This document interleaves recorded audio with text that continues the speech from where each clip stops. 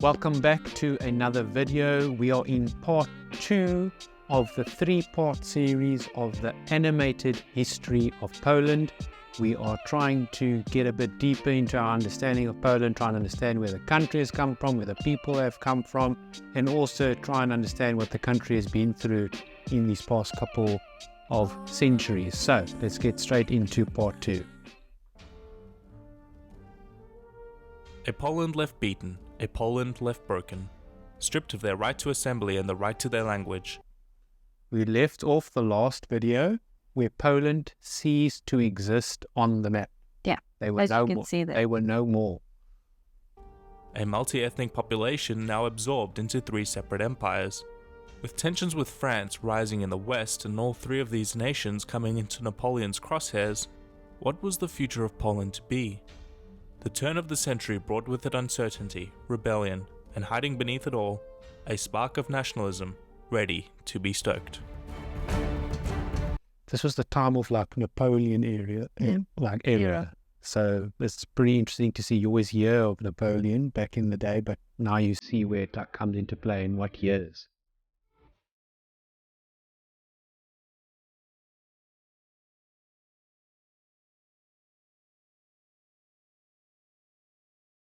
I think he'll always be like a figure that will pop up when people talk about World War.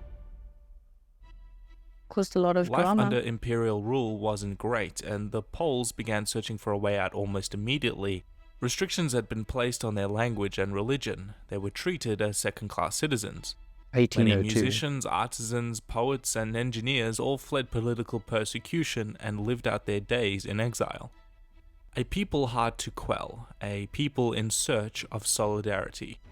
If only they could get help from someone on the outside. Napoleon. Imagine being chased outside of your own country, forced to not speak your language, Can't practice your religion. can't like practice your culture. I know. Imagine that. Like that's crazy. That's horrible. A despot, a tyrant, a threat to the monarchy, or a champion of the republic, a breaker of subjugations, a military genius with bold ambition. Napoleon was all of these things, and none of them. But to the Poles he was hope. Poland ended up being an important ally. I had no clue that Napoleon was involved with Poland. Did you know that? No, I'm like very, very intrigued in this story. It's like, Of Napoleon during his coalition wars, and he had granted them autonomy under the Duchy of Warsaw in gratitude for their help. But after the failed invasion of Russia, the Poles found themselves once again occupied by the advancing Russians, who then annexed more territory than they had in Oh the my partitions. The brief rebellion by the Polish people now vanished with Napoleon's exile. It's like they got a bit of their peace back and then Russia. taken it back from Russia. So, was it all for nothing then? Well, not really. The Age of Rebellion kept alive the spark that had burned brightly with Napoleon. Uprising after uprising was fought, and each generation was taught of the one that had preceded it, inspiring new resentment and new rebellion. The Poles found solidarity in their religion, their language, and their customs, eventually forming a romantic nationalism that would not be snuffed out. Instead of being successful militarily, they were successful in keeping the Polish spirit alive, along with influential people like Mickiewicz and Chopin. As the decades crept by and the hope for Poland seemed lost, there began to appear some light on the horizon. The Prussians and Austrians had gone to war for supremacy of a German nation-state, and Germany had been born out of the rubble. See where Berlin is. I think our next video should maybe be like our next series of videos should be about Germany. Like I stay in Germany now, we stay in Berlin, but I have no context before World War I of Germany, like at all. Like it was called Perusia before that, and Roman Empire, and I don't know anything. So it's interesting to see where it like plays and where it fits in. This, for many reasons, was not good. Suddenly, Europe's intricate balance of power had been destroyed. A war for dominance over the continent seems Poland? inevitable in hindsight to us now, but in those days it was diplomats who saw the coming danger. Pressure was building, diplomacy was failing, power was imbalanced. Something had to give, but what? 1914. It's like the World start War of I World had War. begun with Austria and World War Serbia, but soon turned into a multi-alliance pan-European war fought on every part of the continent.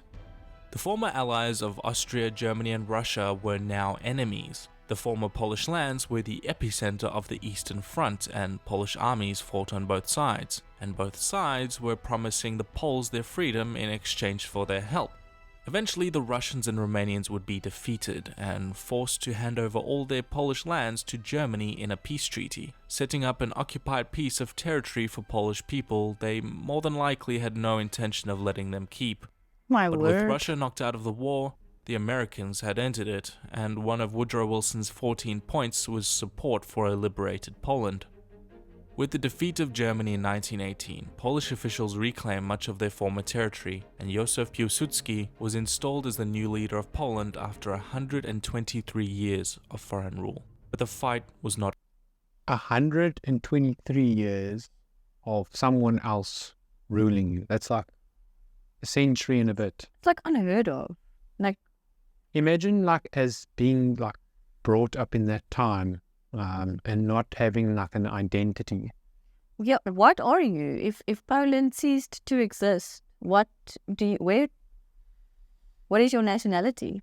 If it's not on the map, like you could say it was wiped off the map and you were born in Poland, what was your nationality? There's probably people that are watching this video that probably have family members that were born during that period where there was No, no Poland.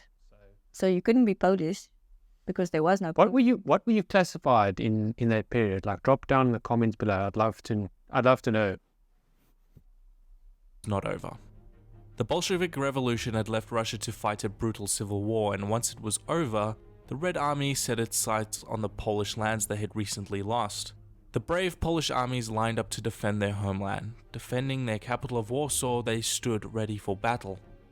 Against all the odds, the Poles would go on to lead a seemingly miraculous defeat of the Red Army. In a stunning display of incredible bravery and military prowess, the Second Polish Republic was here to stay. What I remember learning, the little bits that I remember from World War I, is that Poland obviously emerged, but their army was super strong. Like, they had a really good army, and they had like really good soldiers that I don't know if they were just strong or what it was about them, but they just kept going. They were super determined. And someone actually commented down below that there were South Africans that fought With them. with them in Poland. So that was very intriguing. Like, I'd love to know a bit more about that history.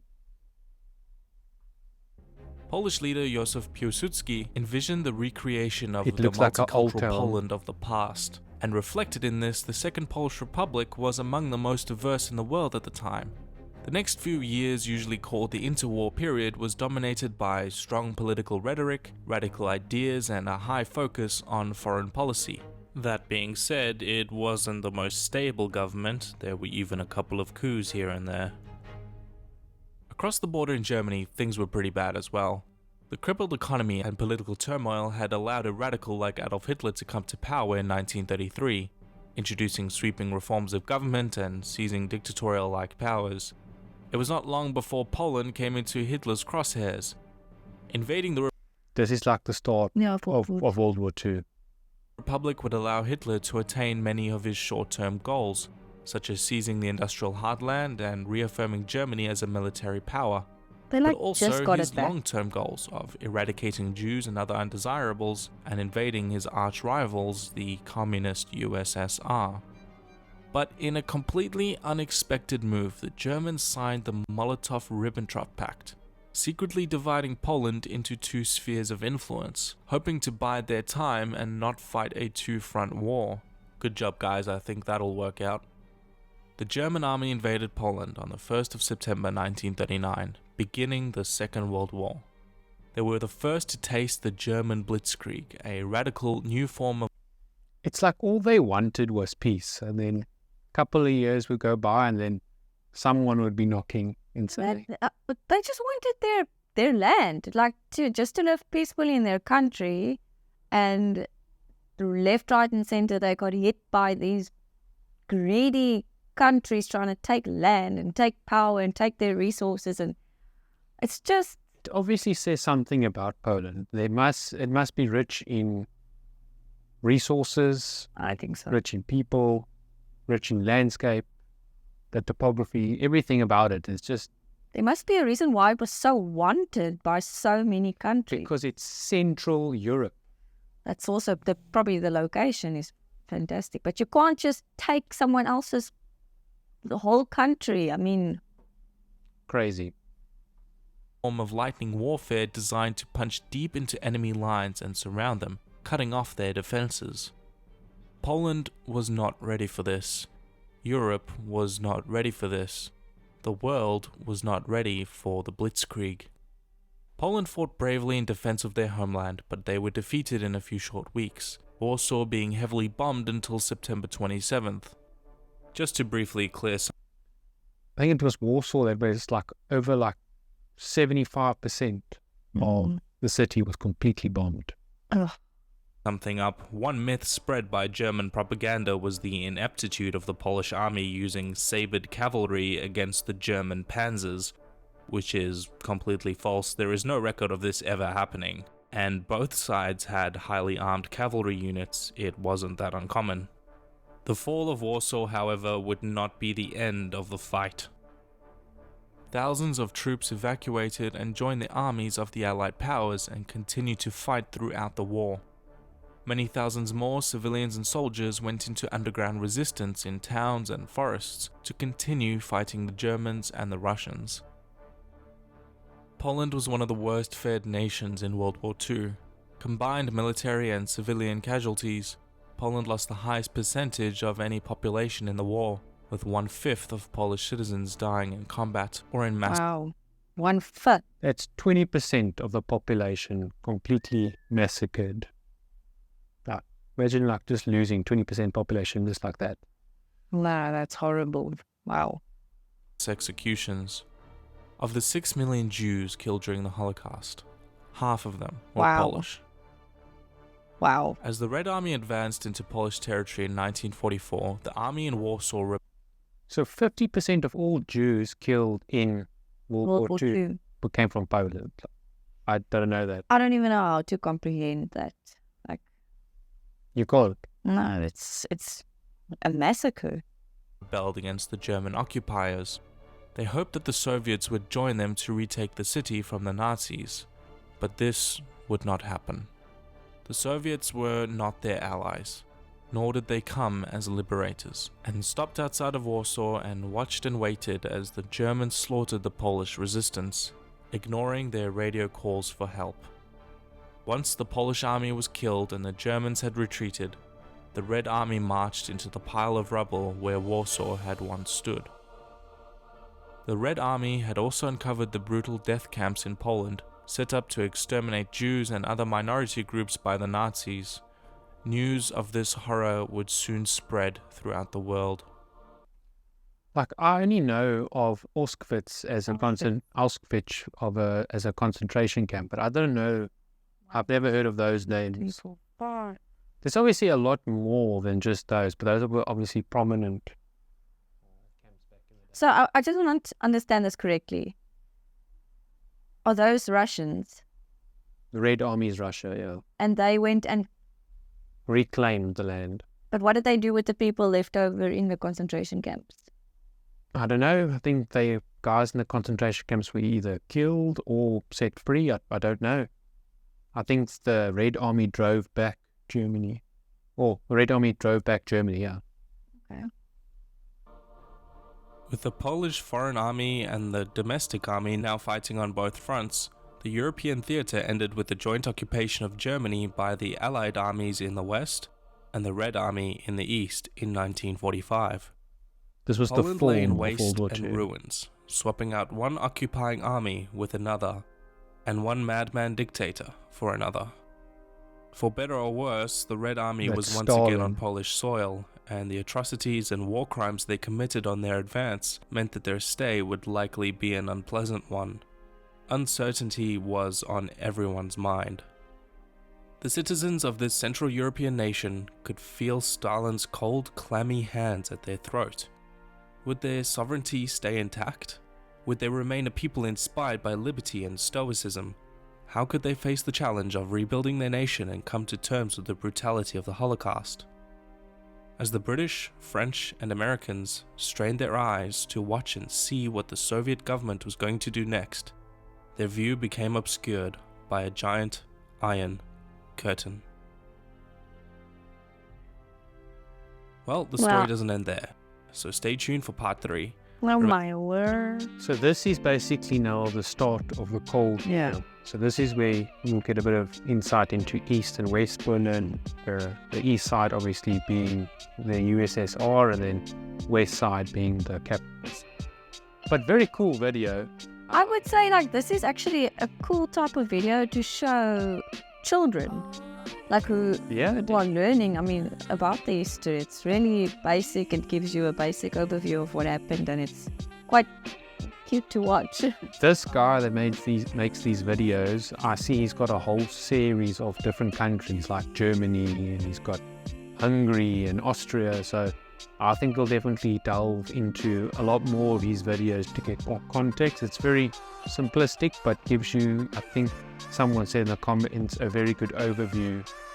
Very simple, but a good overview of what happened, just for context. Obviously not in detail, because that would be a much longer video. But I cannot wait to see how, Poland rebuilt itself to become the superpower that it is today, which hopefully we'll find out in the third final video. The third installment. Yeah. If you enjoyed this video, please give it a thumbs up and subscribe to our channel. We are in the Poland series, and we are getting to know the country a bit better before visiting it early next year. So we cannot wait. We are super excited. So if you enjoyed it, hit that like button, and until next time, this is Beyond Borders. Over and out.